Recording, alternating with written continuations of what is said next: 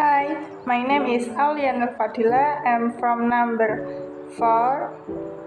I'm Intan Eliana from number 17. Hi, my name is Maula Eka Ardani. I'm from number 20. Hey, my name is Mayasari. I'm from number 21. Hi, my name is Puput Eka Marliana. I'm from number 28.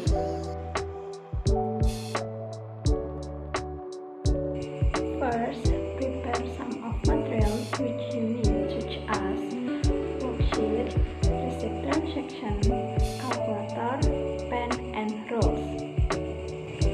Further steps will be explained by my friends.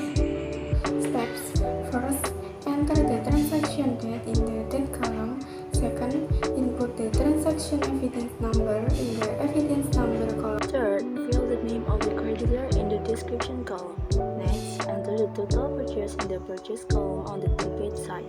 Then, in profit in column, price the nominal the purchase in transportation expense column if any.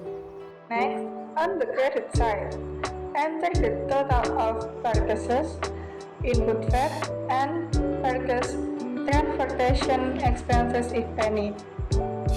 Report the sum for all purchase factor. 7. If all